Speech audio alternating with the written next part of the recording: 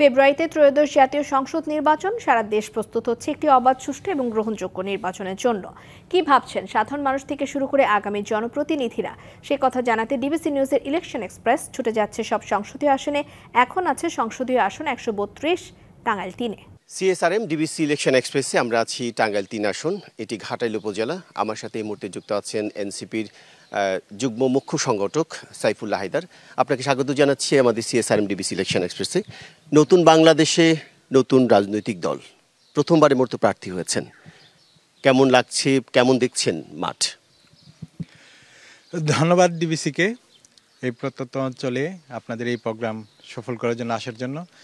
আমরা আসলে এই অভ্যুত্থানে একটা নতুন বাংলাদেশের স্বপ্ন দেখেছিলাম, যে বাংলাদেশ হবে কৃষক, শ্রমিক জনতার এবং সর্বোপরি ক্ষমতা জনতার কাতারে আসবে।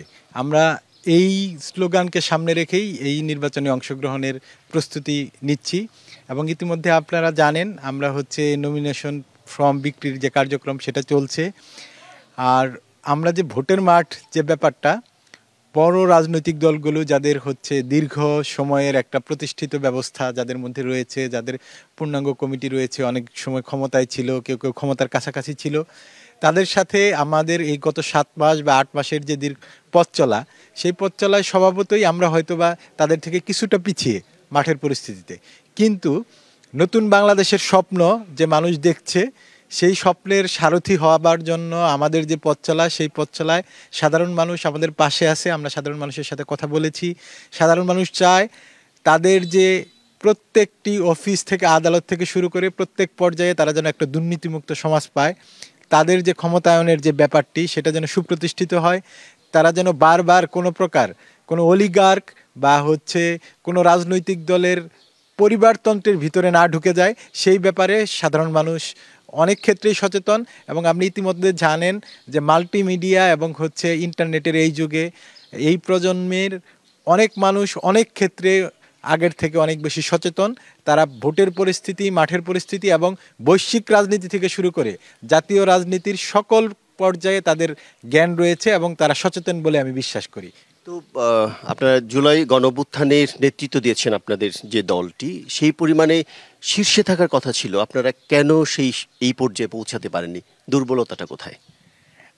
আসলে আমরা সেই পর্যায়ে পৌঁছাতে পারি নাই, সেটাও যেমন আলোচনার বিষয়। আবার বুঝতে হবে যে সময়ের যে টাইম ফ্রেম, একটি দল পৃথিবীর ইতিহাসে এরকম নাই যে অভ্যুত্থানের পর একটি দল গঠন করার সাথে সাথে তারা খুব বেশি সুদূরপ্রসারী প্রভাব ফেলতে পেরেছে। হ্যাঁ, এরকম হতে পারে যে বিএনপির ক্ষেত্রে মেজর জিয়াউর রহমান তখন উনি যেভাবে ক্ষমতাটা নিয়েছিল, ক্ষমতাকে কেন্দ্র করে উনি এক দলটা প্রতিষ্ঠিত করেছিল। যদি আমরা সেই পন্থায় হাঁটতাম হয়তো বা আমাদের জন্য সেই পথটা অনেক বেশি মসৃণ হতে পারতো। কিন্তু আমরা তো সেই পথে হাঁটি নাই। আমরা অন্যান্য রাজনৈতিক দল যেভাবে তাদের যে অধিকার তারা যতটুকু প্রতিষ্ঠিত করতে পারছে, ঠিক সেই রকমভাবেই আমরাও সেই রাজনৈতিক দলের মতো, অন্যান্য রাজনৈতিক দলের মতোই আমরা সেই পথ চলা শুরু করি। বলছিলেন প্রায় 4.5 কোটি নতুন ভোটার, তাদের উদ্দেশ্যে কিছু বলবেন যারা কখনোই ভোট দেয়নি, প্রথমবারের মতো ভোট দেবে?